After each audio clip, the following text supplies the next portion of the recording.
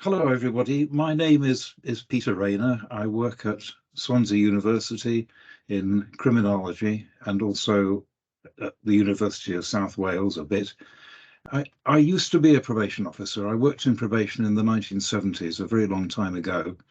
And one of the things I remember very clearly about that is that I was very curious about whether what we were doing actually made a difference.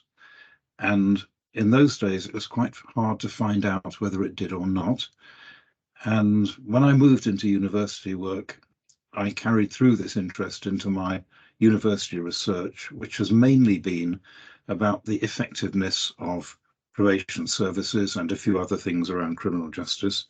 So just a few things I've done during that time. I did some research on victims of crime in the very early days of victim support. I did quite a lot of work on probation as an alternative to custody in South Wales. I did work on diversion in juvenile justice and intermediate treatment, as we used to call it in the 1970s and 80s. Services for people with drug problems and quality and effectiveness of pre-sentence reports. That was extremely interesting. Risk and need assessment in probation. I was involved in that quite early on. Resettlement of released prisoners, done a lot of work on that. Work on cognitive behavioural programs, Black and Asian people under probation supervision and what they think of it and how they're treated. And most recently, I've been working on the impact of core supervision skills in probation practice and what effects these have on the behaviour of the people under supervision. I've also done quite a lot of work on criminal justice in Jersey and the Channel Islands.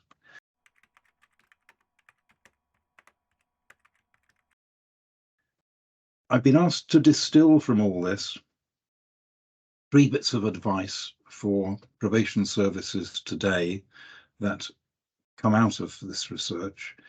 And I'm a bit uneasy about giving advice because my experience in the job is now so long ago that some of it, I think, is quite irrelevant to what happens today. However, 3 things I think I've learned which have a kind of application.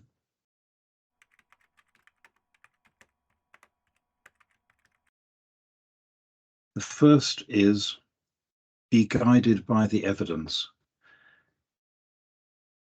Make sure you know what the evidence is, contribute to it, collect it, apply it. There's no substitute really for knowing what the evidence is about what is going to be effective, what kind of impact it's going to have.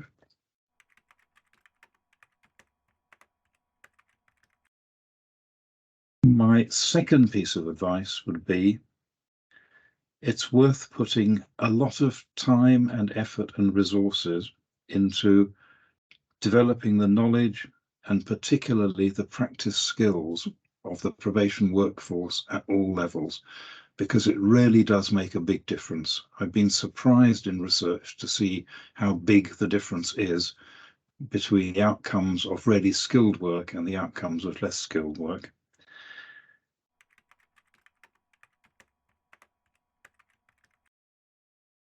Finally, I would say that a lot of the work I've done and a lot of the work that other people have done has shown us that there's a range of things which can work pretty effectively and which really can make a difference.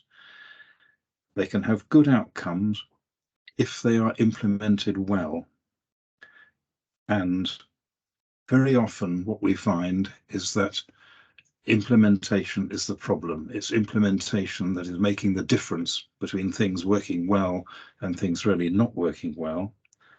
So I would advocate always a very consistent focus on getting the implementation right. And often we see good ideas that fail because the implementation isn't right. This doesn't help the effectiveness or the reputation of the service. So focus on implementation.